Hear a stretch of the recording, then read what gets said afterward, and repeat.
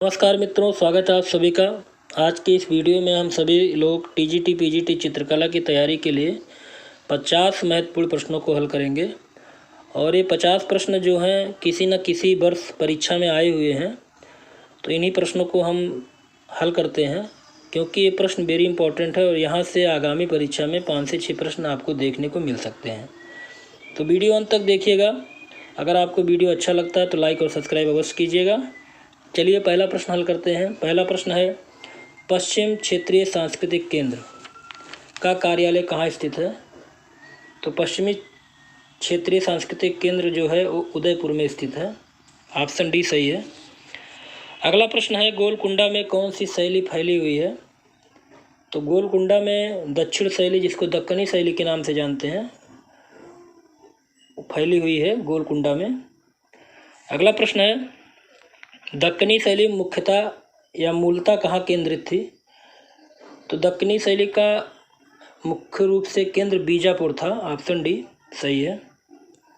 अगला प्रश्न है, कृष्ण खन्ना की चित्रकला में किस शैली का प्रभाव दिखाई देता है? तो इसका सही विकल्प होगा ऑप्शन डी, दक्षिण शैली का प्रभाव कृष्ण खन्ना की चित्रकला में दिखाई देता है। अगला प्रश्न है, प्राचीन नालंदा विश्वविद्यालय किस राज्य में स्थित है? तो प्राचीन नालंदा विश्वविद्यालय जो है वो बिहार राज्य में स्थित है। Option D. अगला प्रश्न है, नालंदा विश्वविद्यालय था तो बिहार में नालंदा विश्वविद्यालय का निर्माण हुआ था और गुप्त वंश में कुमार गुप्त ने इसका निर्माण कराया था। अगला प्रश्न है, शांति निकेतन किस राज्य में स्थित है? तो शांति निकेतन जो है वो पश्चिम बंगाल में स्थित है और यह रविन्द्रनाथ टैगोर की कर्म भूमि है शांति निकेतन। अगला प्रश्न देखते हैं, शांति निकेतन किस जनपद में है? तो शांति निकेतन पश्चिम बंगाल की बीरभूम जनपद में है। ऑप्शन बी सही है।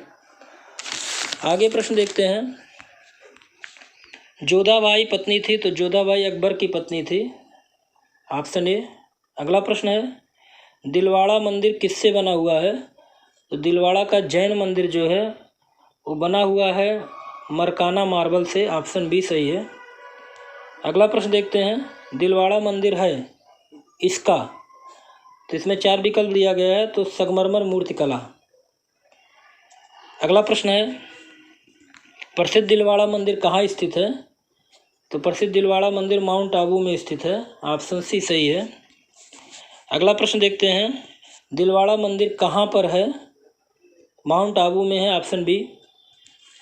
अगला प्रश्न है, राजस्थान में माउंट आबू जो जैन मंदिर के लिए प्रसिद्ध है, जाना जाता है, तो इसको दिलवाड़ा मंदिर के रूप में जाना जाता है। ऑप्शन सी।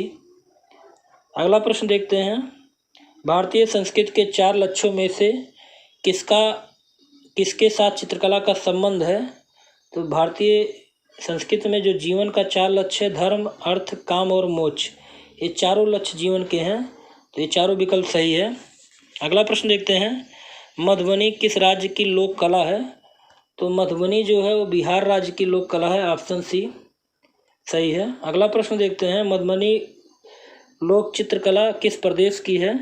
तो बिहार प्रदेश की है मधुबनी लोक चित्र शैली। अगला प्रश्न है, मधुबनी चित्रकारी भारत के किस प्रांत से संबंधित है? तो बिहार से संबंधित है। ये प्रश्न कई बार पूछे गए हैं। अगला प्रश्न है, जमुना देवी किस प्रकार की लोक कला से संबंध रखती हैं? तो इसका जो सही विकल्प होगा ऑप्शन सी, मधुबनी से संबंधित है इनका लोक कला, जमुना देवी का। अगला है, पिरामिडों का देश कहा जाता है, तो मिस्र को पिरामिडों का देश कहा जाता है। Option C. अगला प्रश्न देखते हैं, बीरभूम किसके लिए प्रसिद्ध है? तो बीरभूम जो है टेराकोटा मंदिर के लिए प्रसिद्ध है। Option B.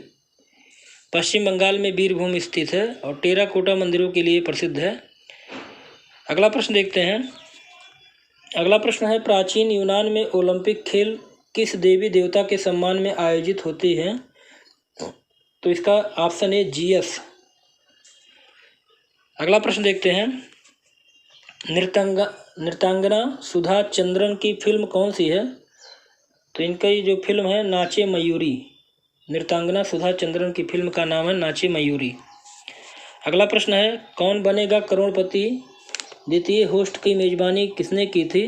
तो अमिताभ बच्चन ने किया था। तो ऐसे भी प्रश्न आपको देखने को मिलेंगे, इसलिए जो महत्वपूर्ण धारावाहिक हैं उनको आप ज़रूर देख लीजिएगा और जो चर्चित है उसको आप देखिएगा, क्योंकि वहाँ से भी प्रश्न पूछे जा सकते हैं।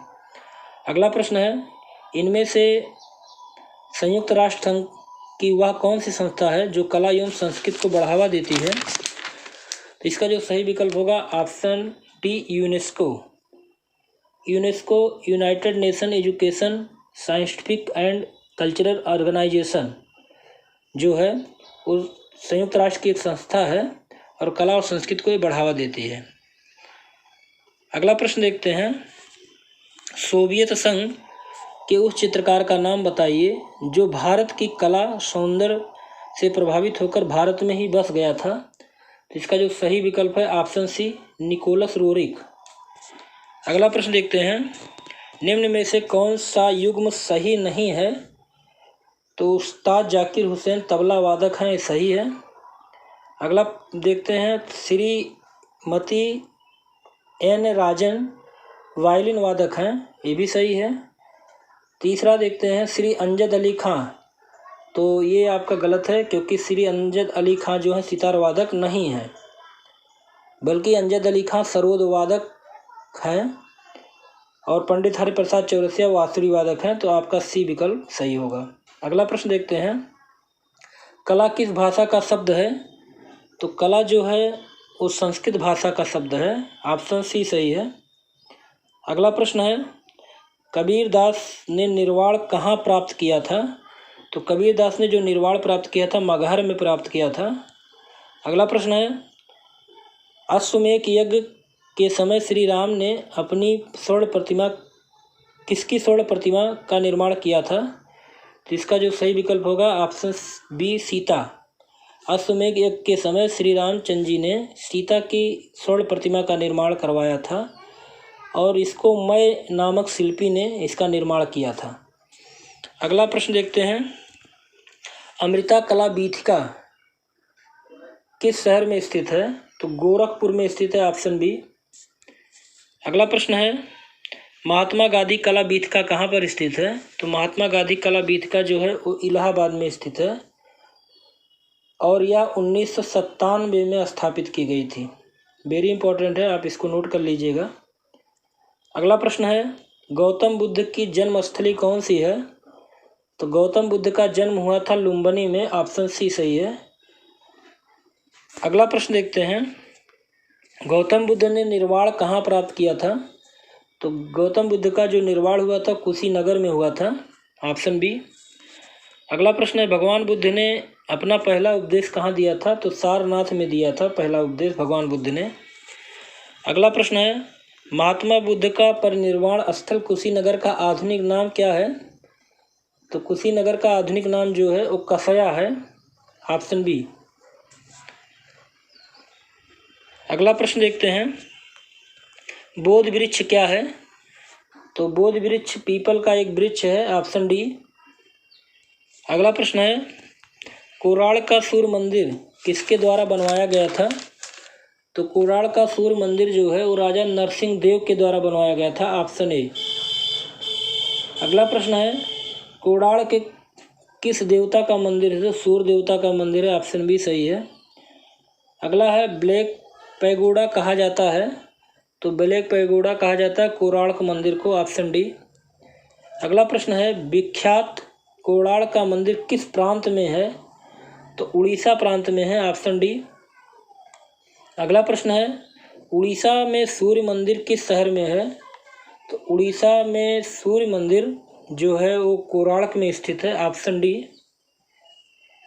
चलिए अगला प्रश्न देखते हैं, कोणार्क में सूर्य मंदिर में जगमोहन का सूर्य देव की प्रतिमाएं किसकी बनी हैं? तो इसका जो सही विकल्प होगा, इसमें चारों विकल्प गलत हैं। कोणार्क में सूर्य मंदिर में सूर्य देव की प्रतिमाएं जो है हरे क्लोराइट से बनी हुई हैं। अगला प्रश्न देखते हैं, मीनाक्षी मंदिर कहाँ पर स्थित है? तो मीनाक्षी मंदिर जो है मदुरई में स्थित है, ऑप्शन बी। अगला प्रश्न है, भारत में कुषाणकालीन मूर्तियां बड़ी संख्या में किस संग्रहालय में उपलब्ध हैं? तो कुषाणकालीन जो मूर्तियां मथुरा संग्रहालय में स्थित हैं बड़ी संख्या में। अगला प्रश्न है, बुद्ध की मूर्तियां बनाई गई हैं तो कनिष्क काल में अधिकतर बनाई गई हैं, ऑप्शन ए सही है। अगला प्रश्न है, मथुरा की बुद्ध प्रतिमा बनी थी तो इसका सही विकल्प होगा लाल बलुए पत्थर से बनी हुई है, ऑप्शन बी। अगला प्रश्न है, कनिष्क मूर्ति किस काल में बनी थी?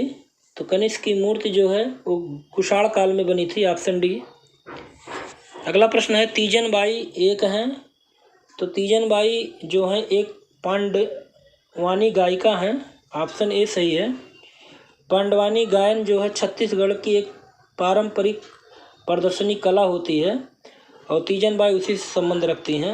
अगला प्रश्न है, तीजन बाई किसके लिए जानी जाती हैं? तो तीजन बाई लोक गायिका हैं और एक पांडवानी गायन से संबंधित हैं और पांडवानी गायन जो है वो छत्तीसगढ़ की एक पारंपरिक प्रदर्शनी कला है। तो आज का वीडियो यहीं पर समाप्त होता है। आपको ये वीडियो कैसा लगा? अगर अच्छा लगा हो लाइक और सब्सक्राइब कीजिएगा, कमेंट बॉक्स पर ज़रूर बताइएगा।